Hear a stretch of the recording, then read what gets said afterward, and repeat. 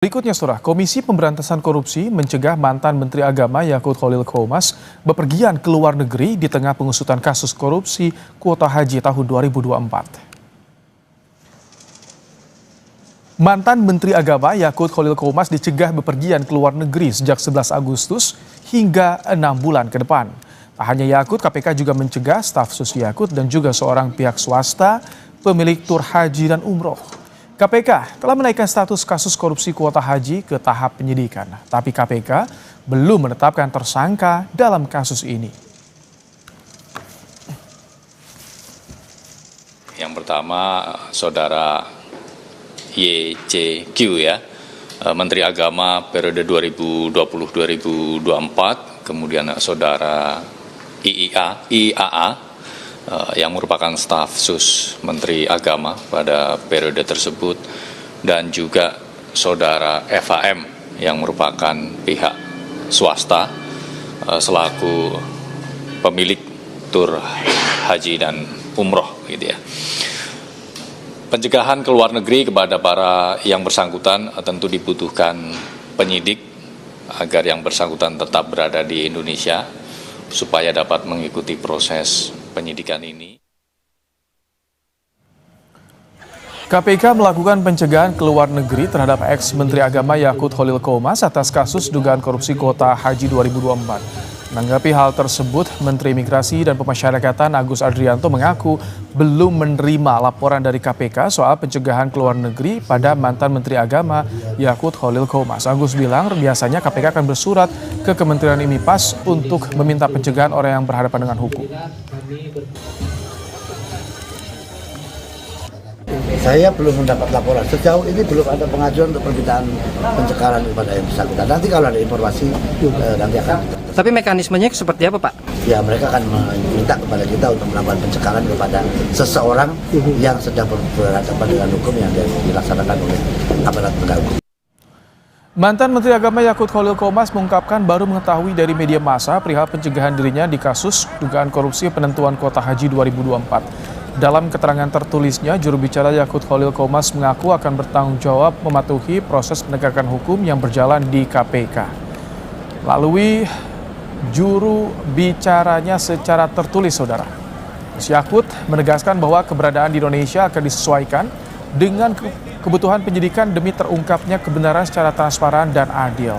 Yakut juga berharap seluruh pihak dapat menunggu penyidikan tanpa prasangka sambil memberikan ruang penegakan hukum bekerja secara profesional.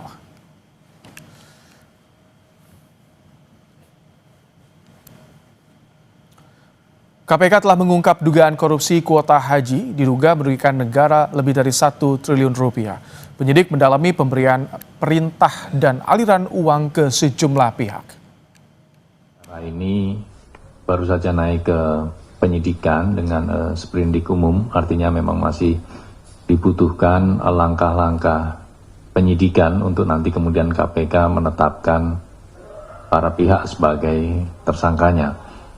Di mana dalam perkara ini hitungan awal dugaan kerugian negaranya lebih dari 1 triliun. Di sini penyidik akan mendalami terkait dengan perintah-perintah penentuan kuota tersebut dan juga aliran uang tentunya.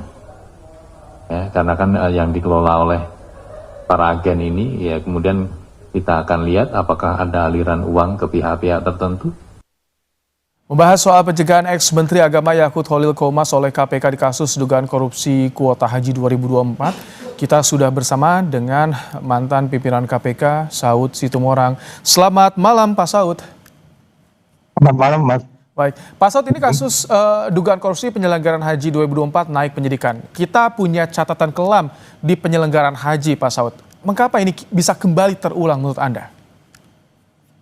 Ya, memang kalau lihat dari bagaimana undang-undang kita juga sudah 3 kali dirubah ya tentang tata kelola ini, menunjukkan memang sejak tahun 2000 sampai kemudian terakhir sejumlah riset yang dilakukan KPK mulai dari tahun 2000, terus kemudian undang-undangnya berubah, dilakukan riset juga, kemudian saya waktu di dalam juga dilakukan riset lagi, terus sudah itu juga dilakukan juga sejumlah riset, itu kan banyak sekali titik-titik lemah yang memungkinkan adanya perilaku transaksional dan tata kelola dalam pengertian efisiensi, efektivitas, konflik of interest dan lain-lain itu muncul ya.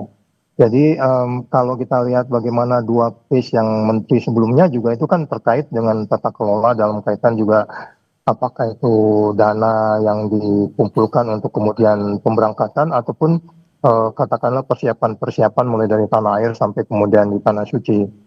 Jadi kalau kita lihat case yang di kali ini, kita lihat langsung saja ke Undang-Undang 8 2019, itu kan pasal 64 itu jelas menegaskan tugas seorang menteri itu apa gitu.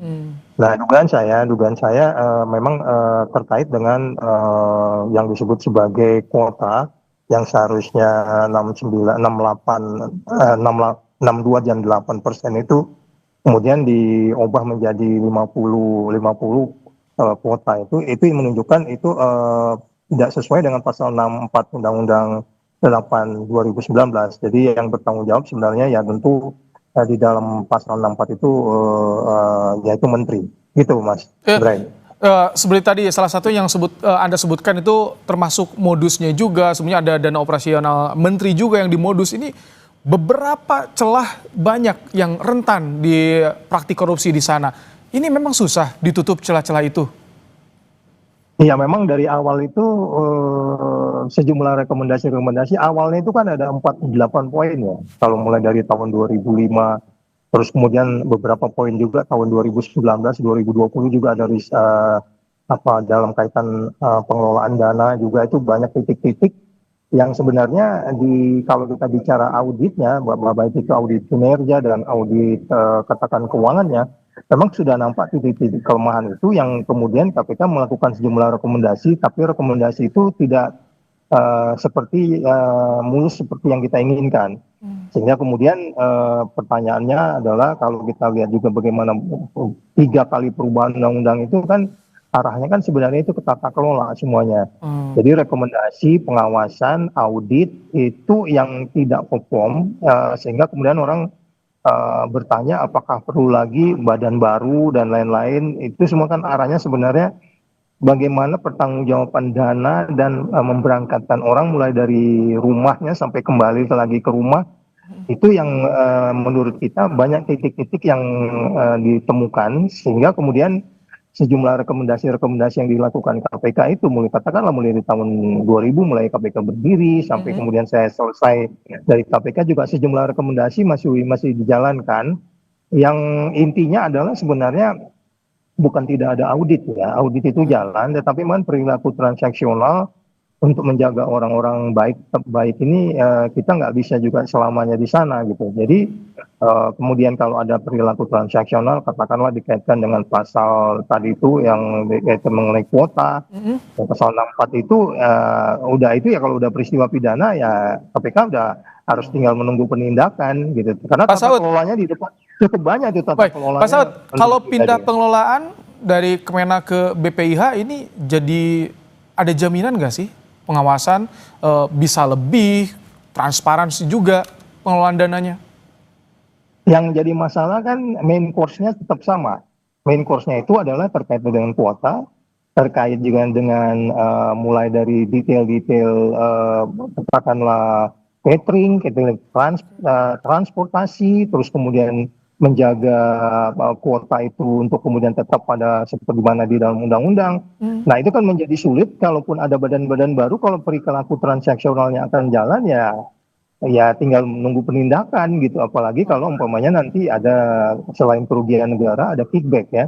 Kita belum tahu apakah nanti selain kerugian negara karena dikaitkan dengan kuota yang kemarin disebut-sebut angka 1 triliun itu saya nggak ngerti hitungan kerugian negaranya seperti apa, tapi itu bisa dibayangkan kerugian itu adalah ketika kuota itu diubah kemudian itu tidak menjadi pemasukan negara. Jadi artinya gini, konflik of interest-nya yang tinggi di dalam pengelolaan haji ini itu yang mungkin agak sulit kalau tidak kita masuk bukan tidak ada SOP, ada kemudian ketentuan bahwa menu itu harus sekian kalori, tapi itu juga kan dibantah juga kan, artinya dilanggar juga. Jadi standar-standar yang sudah dibuat itu pun ada dilakukan katakanlah adjustment atau pelanggaran-pelanggaran sehingga kemudian terjadilah peristiwa. Jadi ini kan mitigasinya bagaimana sih Pak Saud?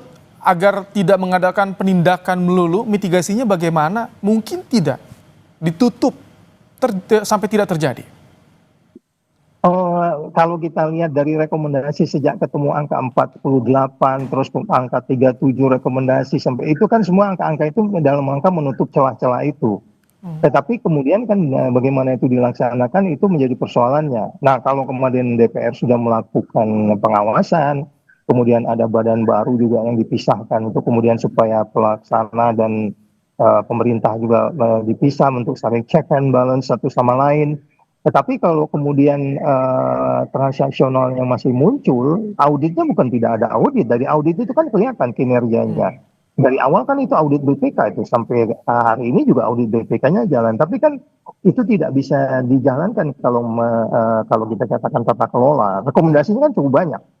Pakai konsultan juga. Sehingga kalau kita katakan bahwa transaksionalnya masih ada, korupsi masih ada, ya tinggal penindakan. Nah, bagaimana supaya ini mencegah, karena ini peristiwa harus setiap tahun berlangsung. Saya pikir kita memang harus mulai masuk ke detail-detail lain lagi, sampai kemarin ada beberapa teman-teman civil society kan sampai ngitung jumlah kalori, ya kan. Jadi memang jangan dilihat hanya dari sisi kuota saja, tapi kali ini kan fokusnya di kuota, tapi detail-detail lain itu banyak loh yang harus 48 poin itu yang menurut saya masih harus diperbaiki. Ya, itu tanggung jawab kita semua tentunya. Oke, baik. Terima kasih untuk insight-nya Pak Saud Sitomorang, mantan pimpinan KPK di program Kompas Malam hari ini.